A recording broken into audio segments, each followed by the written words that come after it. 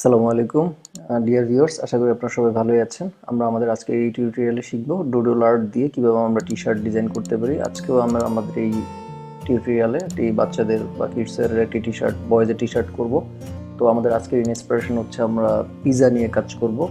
আর এখানে ওয়ার্ল্ডের মধ্যে সবচেয়ে বিখ্যাত হচ্ছে পিজার জন্য, সেটা হচ্ছে ইটালি। ইটালির একটি সিটি আছে, সেটা হচ্ছে আইসল্যান্ড আছে, সেটা হচ্ছে ক্যাপ্রি। এখানে আমাদের ইন্সপিরেশনের মধ্যে ক্যাপ্রি থাকবে এবং হচ্ছে ইটালির পিজা থাকবে। এটা দিয়ে হচ্ছে আমরা আজকে ডুডল করবো এবং ওই ডুডলটাই হচ্ছে আমাদের টি শার্টে আমরা কনভার্ট করব, যেটা একটি বয়েজের টি শার্ট হবে। তো এটার জন্য আমরা প্রথমেই আচ্ছা আরেকটু বলে নিই ডুডল আর্ট কি। ডুডল আর্ট হচ্ছে আমরা র্যান্ডমলি যেই কোনো কিছু যেটা আঁকি সেটাই হচ্ছে আসলে ডুডল আর্ট। সেটা যে কোনো টপিকস বা সাবজেক্ট নিয়ে হতে পারে। তো আপনারা এখন আস্তে আস্তে দেখবেন যে আসলে ডুডল আর্ট কি এবং ডুডল আর্ট দিয়ে কীভাবে টি শার্ট ডিজাইন করি। তো প্রথমত আমরা যেটা করব, আমরা একটি প্রিন্টারেস্ট থেকে আমাদের ইন্সপিরেশনের সাথে ম্যাচ করে আমরা কিছু রেফারেন্স, কিছু ছবি পিক করব।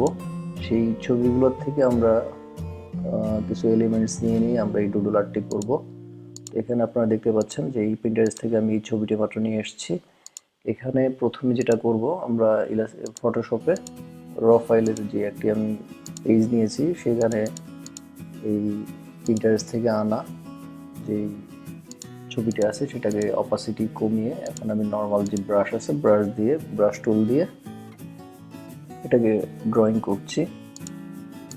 এখানে পিজা রিলেটেড যেসব জিনিসগুলো আছে, পিজা মেক করার জন্য যেসব এলিমেন্টস আছে বা পিজা ডেলিভারি দেয়া বা এভরিথিং পিজা রিলেটেড, পিজার সাথে যেসব জিনিসগুলো যায় সেগুলি হচ্ছে আমাদের আজকে সাবজেক্ট। এবং হচ্ছে আমাদের খেয়াল রাখতে হবে আমাদের ইটালি বা ক্যাপ্রি যে আইল্যান্ড আছে, আইল্যান্ড নিয়ে আমরা কাজ করতেছি, আমাদের থিমের মধ্যে সামঞ্জস্য থাকতে হবে।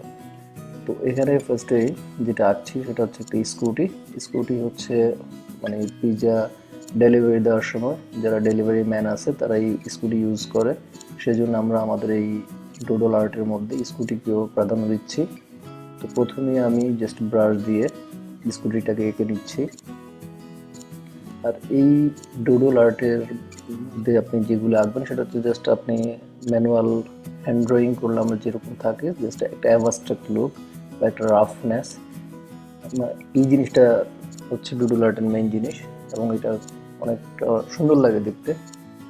তো আমরা যারা ওয়াকম বা ডিজিটাল স্কেচ প্যাড ইউজ করি তারা খুব ইজিলি ফটোশপের মাধ্যমে করতে পারবো। আর আপনারা চাইলে এটা ইলাস্ট্রেটরের পেন টুল দিয়েও করতে পারেন, কিন্তু সেটা অনেক সময় লাগবে। আবার কেউ যদি আপনারা ইচ্ছা করেন যে আসলে এটা আপনারা ম্যানুয়াল কোনো এ4 সাইজের পেপারে বা হোয়াইট পেপারের মধ্যে আঁকবেন, সেটা মার্কার দিয়ে হোক বা পেন দিয়ে হোক, সেটাও করতে পারবেন। এবং এটাকে আপনি ভালোভাবে স্ক্যান করে, ভালো রেজুলেশন দিয়ে স্ক্যান করে দেন কনভার্ট করেও কাজ করতে পারবেন।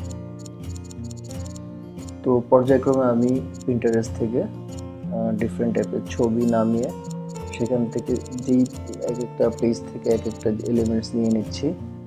আর এই ডুডল আর্টের একটা মজা হচ্ছে কি, এখানে আপনার যে কোনো ছবির থেকে নিলে আপনি যেহেতু নিজে ড্রয়িং করে কাজ করতেছেন, সেক্ষেত্রে এখানে কপিরাইট ইস্যুটা থাকতেছে না। সো আমি কাজ করার ক্ষেত্রে আমি আমার মতো করে চেঞ্জ করে নিচ্ছি।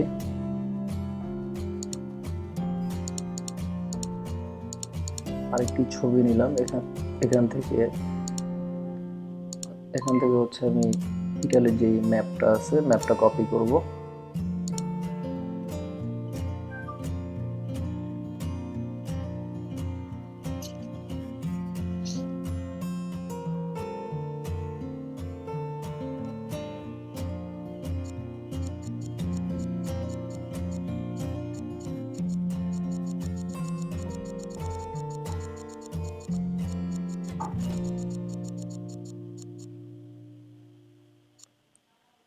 রংটা বেশি রাফ হয়ে গেছে, আবার একটু কন্ট্রোল জেড দিয়ে আবার করে নিচ্ছি।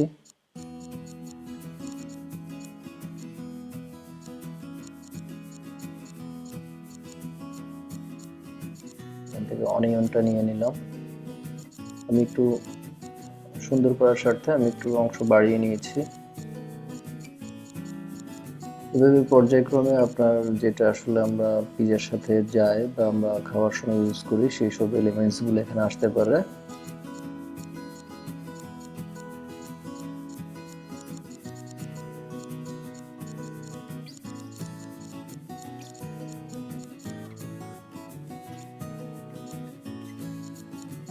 আর টোটাল আর্টওয়ার্কটা আমরা করব জাস্ট একটা কালারে, তাই আমি এখানে আসলে প্রত্যেকটা এলিমেন্টস নেওয়ার জন্য একটা ভিন্ন ভিন্ন লেয়ার তৈরি করেছি কাজের সুবিধার্থে। পরবর্তীতে আমি এগুলোকে একটা লেয়ার মার্জ করে ফেলবো,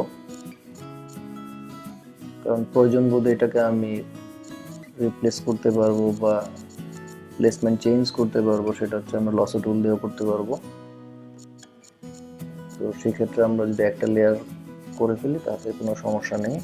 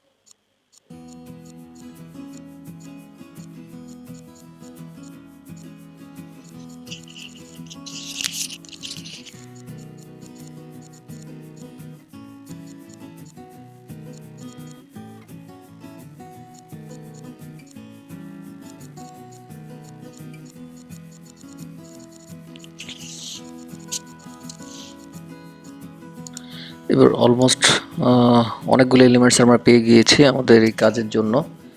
আমরা এবার এই টোটাল ডুডলকে একটু অর্নামেন্টেশন করার জন্য এখানে কিছু টেক্সট ইউজ করব। সেগুলো হচ্ছে টেক্সটগুলো হচ্ছে জাস্ট ওই পিজা রিলেটেড থাকবে এবং এটা টোটালি হ্যান্ড ড্রোন বা পেন দিয়ে লিখলে যেরকম টোনটা থাকে সেই টোনে আমরা লিখছি। তো এখানে প্রথমে আমি লিখছি সেটা হচ্ছে পিৎজা এবং এটাকে প্লেস করছি যেখানে আসলে ভালো লাগে দেখতে। এইভাবে আমরা যেমন এখন যেটা করতেছি এটা হচ্ছে যে স্কুটির উপরে জাস্ট এটা যে ডেলিভারি পারপাসে ইউজ করা হয় সেজন্য এখানে লিখে দিচ্ছি যে পিৎজা সার্ভিস। কিছু কিছু অংশে আরেকটু ডিটেল অ্যাড করে এটাকে আরেকটু সুন্দর করতেছি। আর ডুডল আর্টে আসলে বেশি ডিটেলিং করতে হয় না, ডুডল আর্টটা জাস্ট একদম চাইল্ডিশ বা কিডস একটা ভাব থাকে কাজের মধ্যে, জাস্ট একটু রাফনেস থাকে। ওটাই হচ্ছে আসলে ডুডল ওয়ার্কের মেইন মজাটা। তো আমরা কাজ করার সময় আসলে খুব বেশি ডিটেল ইউজ করব না। তো এখন মোটামুটি ইন্সপিরেশনের সাথে আমরা ম্যাচ করে লেফট সাইডে আমরা আমাদের আর্টওয়ার্ক করে ফেলেছি। এখন এটাকে একটি মকআপে বসানোর পালা। এবার যেহেতু কিডসের জন্য আমরা একটি কিডসের টেমপ্লেট বা মকআপ নিয়েছি বয়েজের। এখন এটার উপরে আর্টওয়ার্কটা নিয়ে এসেছি। এখন এটা আমরা ইচ্ছা করলে এখানে চেস্ট প্রিন্টও করতে পারবো। দেখছি এখন আসলে কীভাবে ভালো লাগে। তো আমার প্ল্যান হচ্ছে এটাকে আমি র্যান্ডমলি বিভিন্ন জায়গায় প্লেস করে এটাকে প্লেসমেন্ট সরি জাস্ট লুকটা হচ্ছে অনেকটা অল ওভার প্রিন্টের মতো লাগবে, বাট এটা হচ্ছে একটা প্লেসমেন্ট প্রিন্ট হবে। তো আমি এখান থেকে প্রত্যেকটা এলিমেন্টসকে জাস্ট একটু প্লেসমেন্ট চেঞ্জ করে করে দিচ্ছি, আসলে প্লেসমেন্ট চেঞ্জ করে একটু ভিন্ন লুক দেওয়া যায় কিনা। তো অলমোস্ট নাড়াচাড়া করানোর পরে এখন কিছু অংশে আবার কয়েকটাকে কপি করেও দিয়েছি যাতে ব্যালেন্সটা ঠিক রাখার জন্য। আর যে অংশগুলো আগে ছোট হয়ে গিয়েছে সেগুলোকে একটু বড় ছোট করে ব্যালেন্স করছি।